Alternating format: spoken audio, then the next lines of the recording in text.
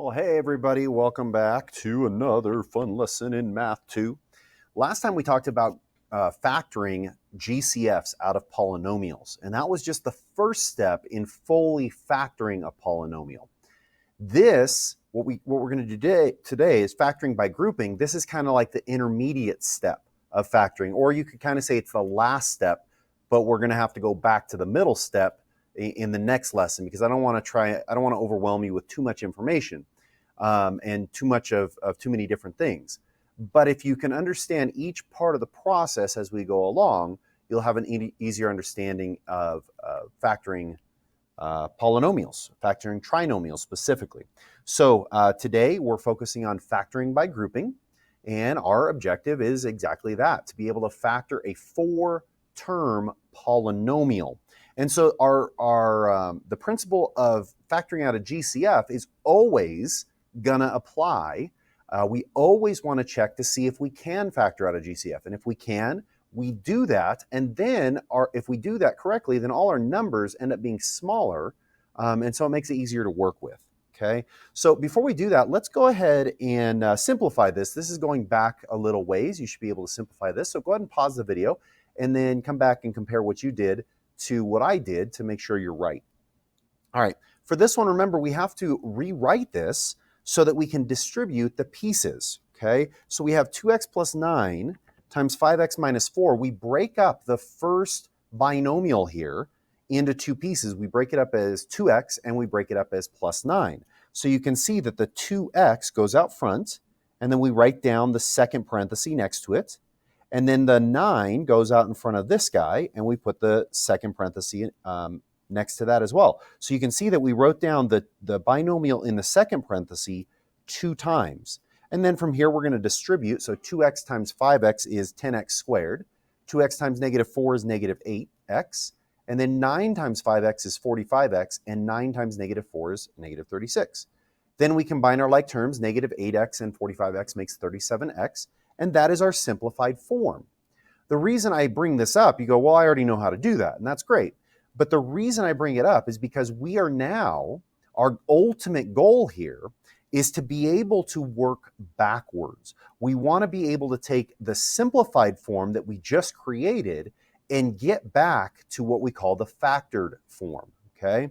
So we want to take this 10x squared plus 37x minus 36 and work our way backwards until we end up with two factors here. So that's the goal, that's the intention. And so as we go through this, think of it that way. Think that we are moving our way backwards from the simplified form to the factored form, okay? So with that said, let's go ahead and take a look at a couple examples of this, okay? Example 1, we have 2x cubed plus 6x squared minus 5x minus 15. Well, the first thing we always look for is GCFs. Do we have a greatest common factor? Well, if we were to go ahead and try to factor this, we've got 2x cubed. That factors to 2 times x times x times x. And then the 6x squared factors to 2 times 3 times x times x. The 5, or the negative 5, factors to negative 1 times 5, and then times x.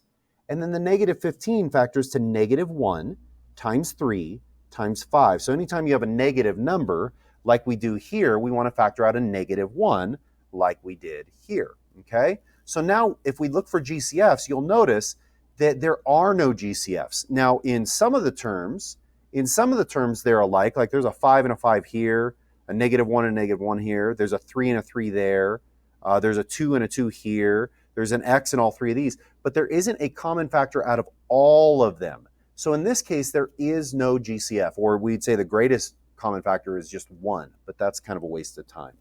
So then the next thing we're going to do is we're going to group. We're going to group our polynomial into pieces. So we're going to take the first two terms and we're going to just group those together, and then we're going to group the second two terms together.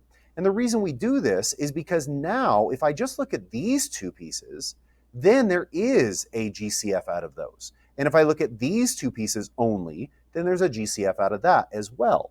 And so now we can piece this together and go back to our groups that we had here, and we're only looking at this one and this one, the first two. right, when we group it. So now we can say, well, these two guys have a 2 and a 2 alike. They have an x and an x, and then they have another x and another x. So we can say that the GCF out of these two factors is going to be 2x squared, right? You see that? And then what's left over? Well, what's left over is going to be x plus 3. And so we factored the first two pieces. Then we're going to look at the second two pieces, the negative 5x and the negative 15. And we have our factors for that right here. We already factored it, right? Well, what do these guys have in common? These guys have in common a negative 1 and a 5. So the GCF out of these two is negative 5. And what's left over? Well, that'd be x and plus 3. So now we can see by grouping them, we have greatest common factors out of just these two groups, or out of these two pieces, terms, and then we have GCFs out of these two terms. So we did it separately, okay? So now when I do that, I end up with 2x squared times x plus 3, and then I've got on the other side the negative 5 times the x plus 3, okay? So I grouped them together and I factored each one of those groups. But now notice what we see here. We see that we have an x plus 3 and an x plus 3. So if you think of this as one giant term, and then this guy is one giant term, we can see that they both have an x plus 3 in there. And so we would write it like this. We put the pieces in front together into one term, and then we put the pieces in the back, or that are in parentheses in another term. So we have 2x squared minus 5. In the first term, we just took the 2x squared and the minus 5, the two pieces in front of the binomials, and put them together into one. And then we took the two binomials and wrote that down again, okay? Now, you go, well, why did I do that?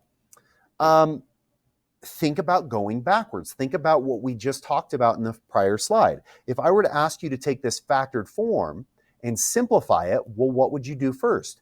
You'd break apart the binomial here into two pieces. You would say 2x squared out front, and then times x plus 3. And then you'd say minus 5 times x plus 3.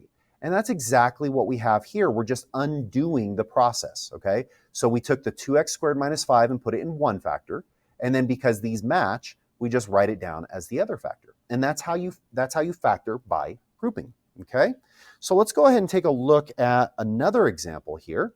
This one's a little bit more intense, only because, remember, the first step in all of this is to look for a GCF. So if I'm looking at each piece, if I say, okay, I got 24x cubed, if I go to factor that, I can do my factor tree. That's 2 and 12. That would be 2 and 6.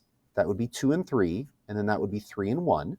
And so my factors are 2 times 2 times 2 times 3, and then times 1, but we don't have to put that. And then x cubed will be x times x times x. And so I factored the first term.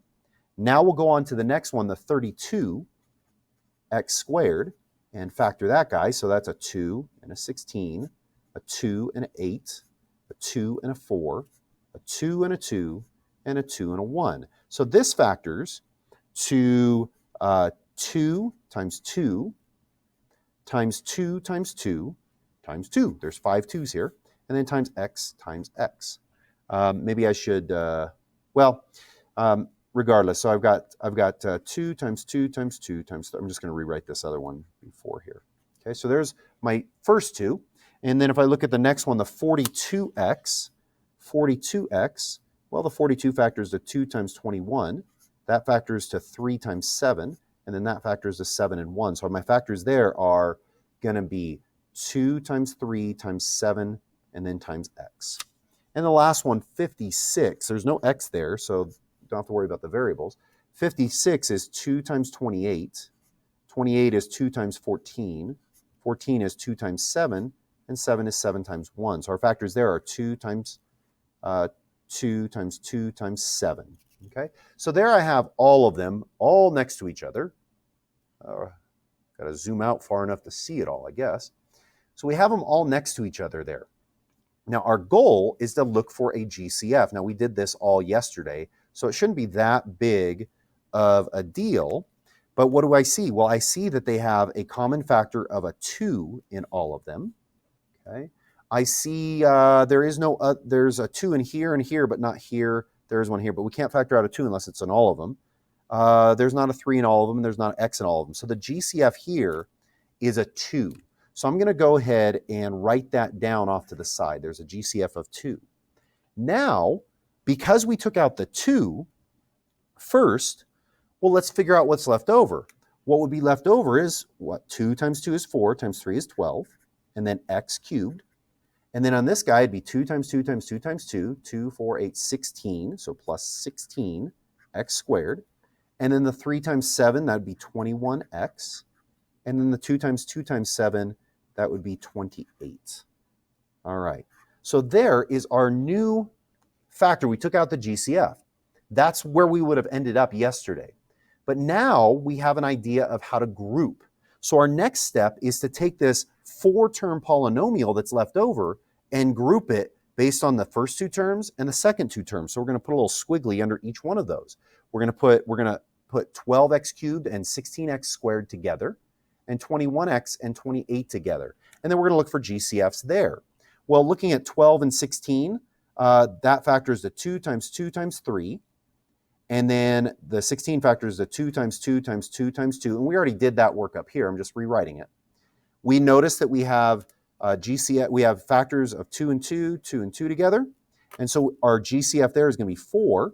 And then remember, when we're talking about the variables, we take the lowest exponent, so it would be 4x squared.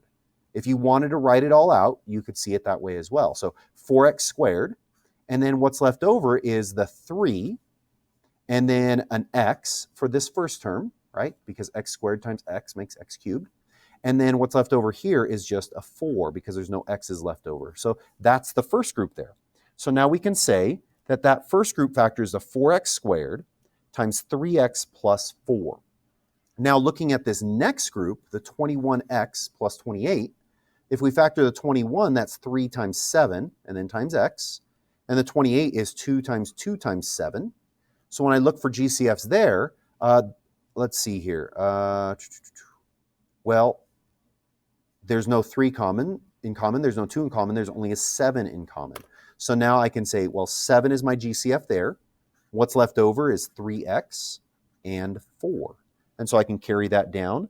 The GCF, the GCF of 21x plus 28 is 7, and the leftover is 3x plus 4. And so there we factored our GCFs out, but we notice, like we did up here, that the parentheses have the same values in there.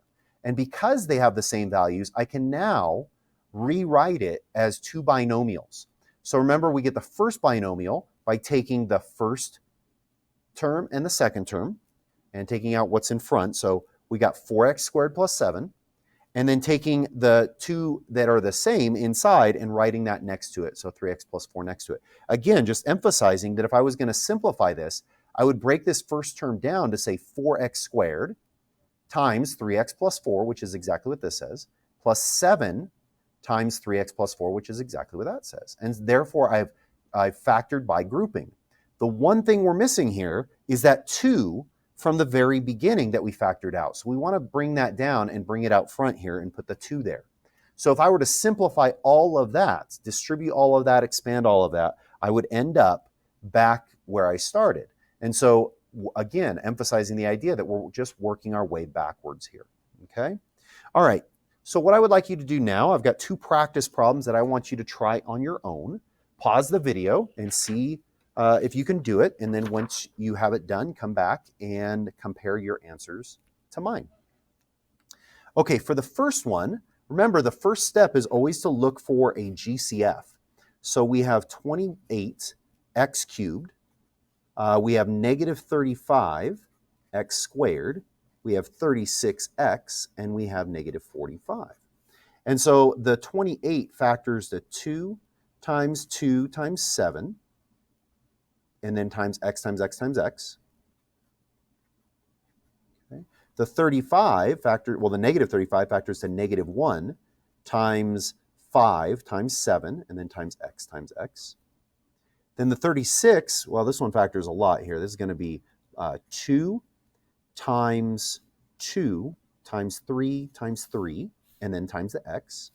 And then negative 45, well, that's negative 1 times 3 times 3 and times 5. Again, if you need to do a factor tree or the cake method to figure those out, go ahead and do that. Well, the question is, do I have any GCFs here? And I do not have any GCFs. There's no common 2's in all of them. There's no common 7's in all of them. There's no common X's in all of them. So there's no GCF here. So I go on to the next step. And I could just look at this by rewriting it here. The next step is to group. So we're going to just take the first two terms and group them together, and then the second two terms and group those together. And we'll find the GCFs of each of those individual terms. So we can see that in the first two terms, remember that was this one here. The GCF is 2. Nope, I apologize, not a 2. There's no 2 in that one. There's a 7 in both of them, and there's an X in both of them, and then there's another X in both of them. And so the GCF here is going to be 7x squared. And then what's left over is going to be the 2 that I accidentally circled, the 2 here, and the x. So that would be 4x. What's left over here is the negative 1 times the 5, which is negative 5. And so there I've factored out the GCF of that first group. For the second group, that's this group over here, the GCF in this case looks like it's going to be a 3 here, another 3, and then nothing else. They don't both have x's. So the GCF is going to be 3 times 3, which is 9. And then what's left over? Well, 2 times 2 is 4, times x is 4x. And then negative 1 times 5 is negative 5. And so we're almost done here. We recognize that what's in the parentheses is the same, so that means we're on the right track here. So we take the 7x squared plus 9 and put that in one parenthesis. And then we take the 4x minus 5 that both those parentheses have and just carry that down into an individual parenthesis. And that is our factored form for number 1.